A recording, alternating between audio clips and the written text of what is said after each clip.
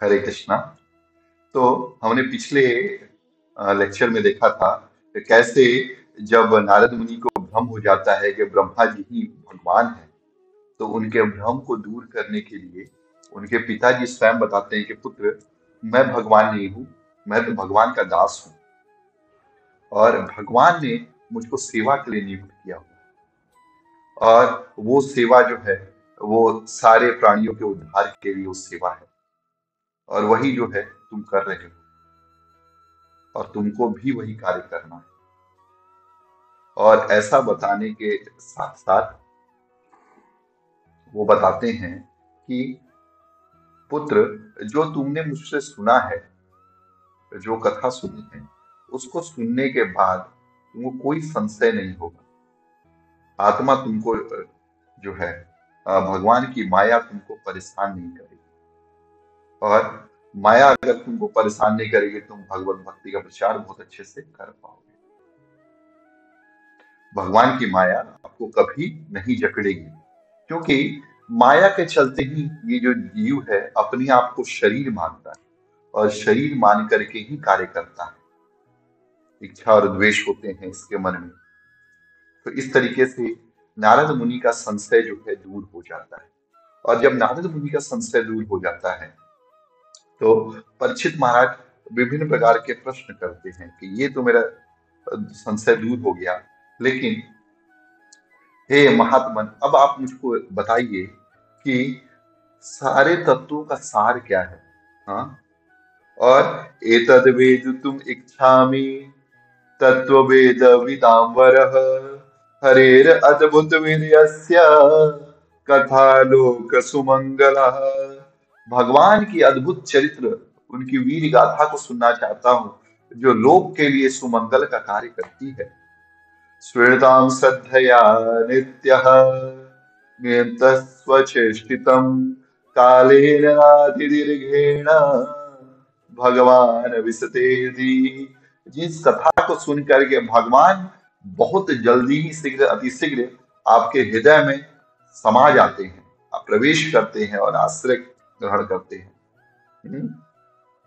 और उसके बाद बोलते हैं कि जब यह कथा प्रविष्ट कर्ण रंध्रेन, यह कथा जब कान में प्रवेश करती है, स्वाना भाव सरोरुहम, और भाव के साथ जब इसका श्रवण होता है, धुनोति श्यामल कृष्ण, और ये भगवान कृष्ण की कथा बहुत अच्छे तरीके से जो है हमारे सारे पापों को धो करके रखती है।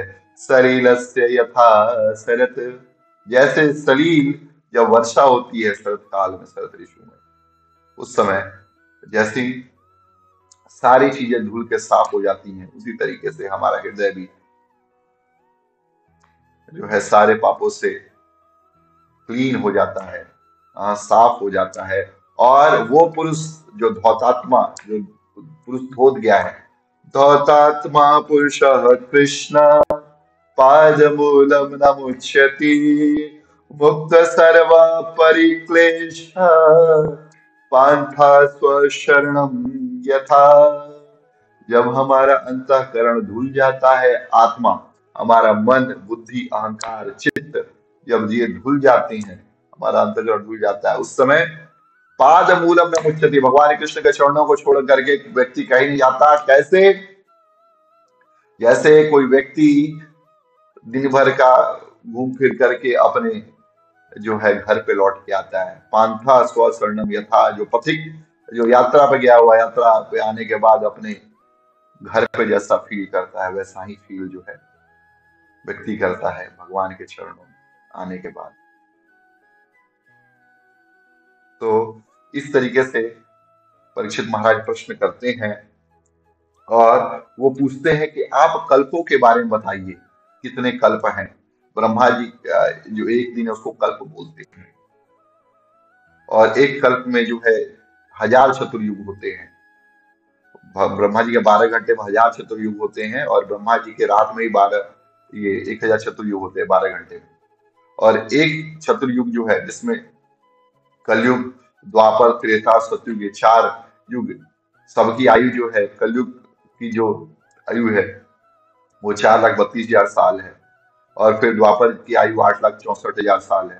फिर त्रेता युग की आयु जो है वो 12,96,000 साल है। और सतयुग की आयु जो है 17,28,000 साल है। और इन चारों को मिला करके 23,20,000 साल होते हैं। और इनको जब 1000 से हम गुना करते हैं तब ब्रह्मा जी का एक दिन होता है। और उतनी ही ब्रह्मा जी की रात्रि। और ब्रह्मा जी के जीवन में 365 दिन आते हैं। और इस तरह से ब्रह्मा जी जो है 100 साल की आयु रहती है। और अभी हमारा जो है ब्रह्मा जी का 50 साल जो है हमारे ब्रह्मा जी कंप्लीट हो गया है। और ये 50 साल के बाद पहला दिन है जिसमें जो ये कल्प चल रहा है इसको श्वेत वाराह कल्प बोलते हैं। और इस कल्प में काल का निर्धारण कैसे करते हैं, काल की सबसे छोटी छोटी इकाई और सबसे बड़ी इकाई वो कितनी होती है, हम्म, कर्मों की गति क्या होती है, हम कौन से कर्म करते हैं उसकी क्या गति होती है उसके बारे में बताइए। जीव की उत्पत्ति कैसे होती है, ब्रह्मांड की संरचना क्या है उसके बारे में बताइए। हाँ, परिणाम क्या है, परिमाप क्या है, आश्रम के धर्म क्या है, जो हम लोग वर्ण आश्रम है उसके क्या क्या धर्म है उनके बारे में बताइए। और अवतारों के अद्भुत चरित्र के बारे में तो बिल्कुल बताइए ही बताइए। और जब ये बात होती है तो ऋषि प्रश्न करते हैं कि ब्रह्मा जी ने तो नारद मुनि को बताया, लेकिन ब्रह्मा जी को कैसे ये भागवत प्राप्त हुआ, तो उसके बारे में बताते हैं कि ब्रह्मा जी को ये जो भागवत है वो स्वयं भगवान से प्राप्त हुई। और स्वयं भगवान से जब प्राप्त हुई तो वो चतुश्लोकी भागवत फिर बताते हैं। और उसके पहले चतुश्लोकी भागवत के पहले ब्रह्मा जी जो है वो तपस्या करते हैं, क्योंकि भगवान के कमल नाभ से प्रकट, कमल से प्रकट होते हैं जो नाभि से निकलती है भगवान की। और वहां पे बैठ के सोच रहे होते कि आखिर मैं करूं तो करूं क्या। तब आवाज आती है तप तप तप करो। और जो व्यक्ति तप नहीं करता उसका प त हो जाता है, उल्टा हो जाता है, पतन। यानी कि वो शीघ्र अतिशीघ्र अपने पद से जो है विमुख हो जाता है। इसलिए हमको कोई भी कार्य दिया गया है हमको बहुत ही निष्ठा और लगन के साथ करना चाहिए, मेहनत के साथ करना चाहिए, ईमानदारी के साथ करना चाहिए। और ब्रह्मा जी ने भी ईमानदारी के साथ जो उनके मालिक है उनका अनुसरण किया और तपस्या पे बैठ गए। और जब तपस्या करी और ब्रह्मा जी ने देखा कि भगवान का स्वरूप क्या है, उनको तत्व जो है उनको तत्व का ज्ञान हुआ, भगवत तत्व की प्राप्ति हुई। और वहां पे बहुत सुंदर श्लोक जो है सुखदेव गोस्वामी परीक्षित महाराज को बोलते हैं, आत्म माया राजन परस्यानुभवात्मनः न घटेतार्थ संबंध स्वप्न दृष्टुर्वांजसा। माया को छोड़ के जीव आत्माराम जब हो जाता है, और क्योंकि जब माया के आवरण रहता है, आत्म माया रितेराधन परस्यानुभवात्मा, और अपने आप कुछ और ही इमेजिन करता है, अपने बारे में कुछ और ही सोचता है। वास्तविक जो स्वरूप है जीवेर स्वरूप होए कृष्णेर नित्य दास। जीव का जो स्वरूप है भगवान का नित्य दास है। कृष्णेर तटस्थ शक्ति भेदा भेद प्रकाश। भगवान कृष्ण की तटस्थ शक्ति है जीव, और भेद भी है, और भगवान से वो भिन्न भी है और अभिन्न भी है। क्योंकि जीव जो है सच्चिदानंद स्वरूप, वो परमात्मा भी सच्चिदानंद स्वरूप है, लेकिन भगवान जो है इनफाइनाइट है।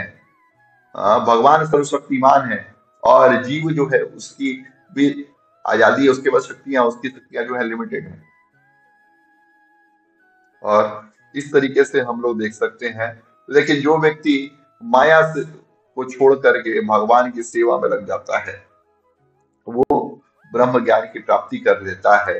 और अगर हम लोग जो है माया मोह में फंसे हुए हैं और हमको लगता है कि हम कार्य नहीं करेंगे या और भी कोई गतिविधियां नहीं करेंगे, तो हम लोग जो है हम इस जैसे एक व्यक्ति प्रधानमंत्री के पोस्ट पे है, वो सोचता है कि अगर हम नहीं जिएंगे तो अगला ये देश का कार्य कौन करेगा। लेकिन आने वाले टाइम में जो है जब उसकी मृत्यु हो जाती है तो उससे जहाँ पे और कोई राजा बना दिया जाता है और कार्य सुचारू रूप से चलते रहता है। तो हमको जो है इस पूरे ब्रह्मांड को, अपने आप को इस ब्रह्मांड का धूरी नहीं समझना चाहिए। वास्तविक धूरी तो भगवान है, जिनके अराउंड जो है यह संसार चलते रहता है। और भगवान की तपस्या करके जब ब्रह्मा जी को बहुत सुंदर उनको ज्ञान प्राप्त हुआ, वहां पे ब्रह्मा जी के बारे में भगवान बताते हैं, भगवान बोलते हैं ब्रह्मा जी को कि ज्ञान परम गुह्यमं मे यद विज्ञान समन्वितम सरहस्यम तदंगम च गृहाण गदितम मया। हे ब्रह्मा जी, परम गुह्य, मोस्ट कॉन्फिडेंशियल ज्ञान है, आपको मैं ये दे रहा हूं, आप इसको प्राप्त कीजिए। और ये मेरे द्वारा जो ज्ञान है वो विज्ञान के सहित है। हरे कृष्णा। तो इस तरीके से ब्रह्मा जी को भगवान बताते हैं, और वो श्रीमद् भागवतम जो 18,000 श्लोकों में है उसको 4 श्लोकों में बताते हैं। और ब्रह्मा जी से कहते हैं भगवान, अहमेवास्मयेवाग्रे यत्सत् असत् परम, अहमेवास्मयेवाग्रे नान्यद् सद् असत् परम, पश्चाद अहम यद एतच्च यो वसिष्ठेत सोऽस्मि अहम्। हे ब्रह्मा जी, इस ब्रह्मांड के बनने से पहले ही मैं था, और इसके विनाश के बाद भी मैं रहूंगा, और इस बीच में जो कुछ भी है वो बस मैं हूँ। और ऋते अर्थम यत् प्रतीयेत न प्रतीयेत चात्मनि तद्विदात्मनो मायाम यथा भासो यथा तमः। ब्रह्मा जी, जो कुछ भी मेरे बगैर, मेरे बिना संबंध के प्रतीत हो रहा है वो वैसा ही है जैसा अगर सूर्य का प्रकाश हो और छाया बन जाए किसी व्यक्ति की, जिसका छाया कोई अस्तित्व नहीं होता बिना सूर्य के प्रकाश के, वैसी ही है। इसीलिए उसका कोई वैल्यू, कोई जो है इम्पोर्टेंस बोल सकते हैं, महत्व नहीं है। तो जो कुछ है मैं ही हूँ। और फिर बोलते हैं, यथा मान्ति भूतानि भूतेषु चास्मचेष्वनु प्रविष्टानि अप्रविष्टानि तथा तेषु न तेषु हम। हे ब्रह्मा जी, जब सृष्टि का अंत होता है तो जीव मुझ में समा जाते हैं, और सृष्टि जब प्रकट होती है फिर मुझसे ही निकलते हैं, और वे मुझ में है भी और नहीं भी हैं। जैसे एक एग्जांपल दे देता हूं कि व्यक्ति अपने माइंड में सोचता है कि पूरा ये जो है धरती दिख रही है उसके मन में, लेकिन वो उसके मन में है, लेकिन उसके मन में नहीं भी है। उसके मन में ख्यालों में है वो, लेकिन उसके अंदर नहीं है। इसी तरीके से जो सारा सृष्टि है भगवान में आता भी है और नहीं भी आता है। और उसके बाद बोलते एतावदेव जिज्ञासु जिज्ञासम तत्व जिज्ञासु नात्मनः अनवयवती रेखाभ्याम यत् सर्वत्र सर्वदा। हे ब्रह्मा जी, कितना ही जानने योग्य है मेरे बारे में। और ब्रह्मा जी जो है चक्कर खा जाते हैं, लेकिन फिर भी उनको प्रणाम करते हैं और भगवान से आशीर्वाद प्राप्त करते हैं कि यह जो कथा आपने 4 श्लोकों में सुनाई है, मैं इसका प्रचार करूंगा, प्रसार करूंगा। ब्रह्मा जी, फिर ब्रह्मा जी से जो है यह कथा नारद मुनि सुनते हैं। नारद मुनि जो है वेद व्यास को सिखाते हैं, और वेद व्यास जी सुखदेव गोस्वामी को, और सुखदेव गोस्वामी जो है परीक्षित महाराज को यह कथा सुना रहे हैं। तो अब यही कथा अब सुखदेव गोस्वामी कहते हैं कि मैं परीक्षित तुमको सुनाने जा रहा हूं, लेकिन इसकी विशेषता है, पहले उसका विशेषता सुन लो। वो विशेषता जो है श्रीमद् भागवतम के क्या लक्षण है, उसको हम लोग जो है अगले अध्याय में, अगले लेक्चर में सुनेंगे। तो आज के लिए इतना ही। ग्रंथराज श्रीमद् भागवतम की जय। हरे कृष्ण महामंत्री जय। श्री प्रभुपाद की जय। श्री गुरुदेव की जय। निताई गौर सीतानाथ प्रेमानंदे। हरि हरि।